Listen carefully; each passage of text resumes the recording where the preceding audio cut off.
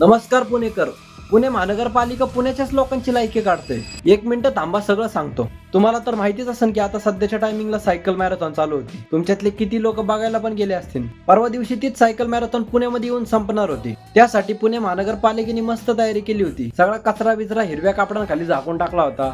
सगळीकडे मस्त banner lighting बिटिंग लावून एकदम चकाचक करून टाकलं होतं. रोडवर मस्त असे डांबराचे काळे काळे शिंतोडे उडवले होते आणि मस्त अशा पांढऱ्या पांढऱ्या लाईनी मारून रोडला नवीन केलं होतं. पुणेकरांना हे तर माहितीच असेल की. थांबा थांबा, अजून थोडंसं ऐका. ज्या दिवशी मॅरेथॉन होते ना, त्या दिवशी मेन रोडवर मस्तपैकी अशी फुलांनी चौकामध्ये असं एकदम बाग करून ठेवली होती. मस्त अशा फुलदाण्या बिलदाण्या, एकदम असं वाटायला पाहिजे की बाबा आपण अमेरिकेतच आलोय का काय. म्हणजे खरं तर ते दृश्य बघून मला 1 नंबर वाटलं होतं की बाबा असं पाहिजे ना आपलं पुणे. पण कशाचं काय, ते तुमच्या आमच्यासाठी थोडी केलं होतं. ते स्वतःच्या चुक्या झाकण्यासाठी केलं होतं. कसं आहे की बाहेरची लोक परत असं नको म्हणायला की पुणे महानगरपालिका काय कामाची नाहीये, म्हणून फक्त ते दिखावायचं काम होतं. जशी संध्याकाळ झाली, सगळं कार्यक्रम संपला, तसं मस्तपैकी असे सगळे फुलं बिलं उचलून गायब. पुणे स्वच्छ राहावं, टापटीप राहावं, त्यासाठी टॅक्सचे पैसे थोडे आपण देतोय. ते त्या दिवशी जे मॅरेथॉन झाली ना, त्या मॅरेथॉनचा पैसा आहे सगळा. त्यामुळे तर त्या दिवशी एवढा खर्च केला होता. पुण्याला पुणेकर नाही, बाहेरचे येऊन सांभाळतात. आता हे जे रोडवर डांबराची शितोडे टाकलेत ना, त्याच्याकडे भूकंप येईपर्यंत रस्त्यावर असे चिरा पडेपर्यंत कोणी बघणार नाही. पावसाळ्यात लोक त्या खड्ड्यातनं पराशी पवत जाणार, त्यानंतर ही लोक त्यांच्याकडे लक्ष देणार.